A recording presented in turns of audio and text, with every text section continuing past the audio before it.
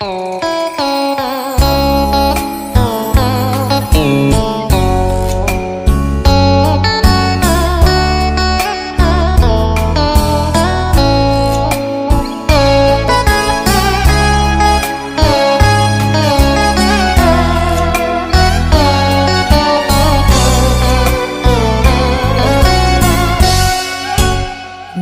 lá me bay nhớ kỷ niệm hai chúng mình,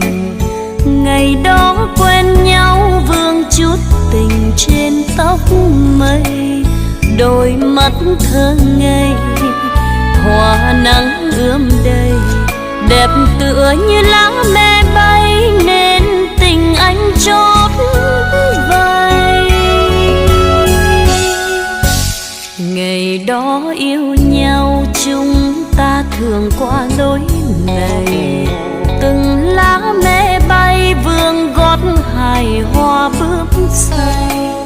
tờ nắng đơm bông trên má em hồng, đẹp tựa như lá me rơi khung trời xanh ước mơ. Ta xa nhau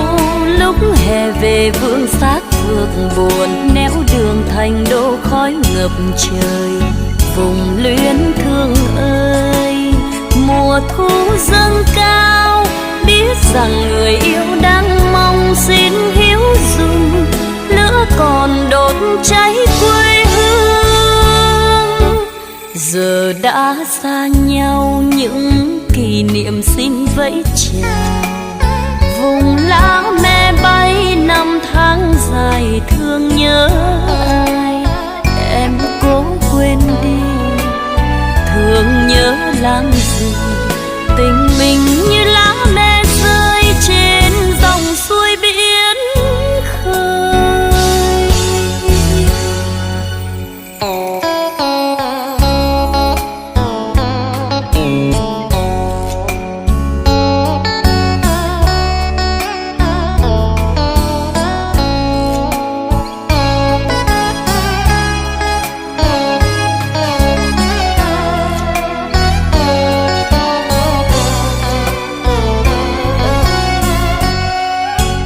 Nhìn lá me bay nhớ kỷ niệm hai chúng mình, ngày đó quen nhau vương chút tình trên tóc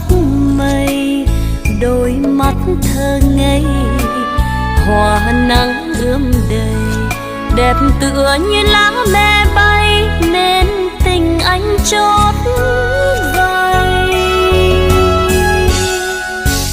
Ngày đó yêu nhau chúng ta thường qua lối này,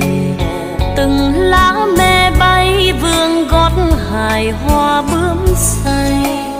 tờ nắng đơm bông trên má em hồng, đẹp tựa như lá me rơi khung trời xanh ước mơ. Ta xa nhau lúc hè về vương xác phược buồn, néo đường thành đô khói ngập trời, vùng luyến thương ơi mùa thu dâng cao, biết rằng người yêu đang mong xin hiếu dùng, lửa còn đốt cháy quê hương. Giờ đã xa nhau những kỷ niệm xin vẫy chào, vùng lá me bay năm tháng dài thương nhớ ai, em cố quên đi thương nhớ làm gì, tình mình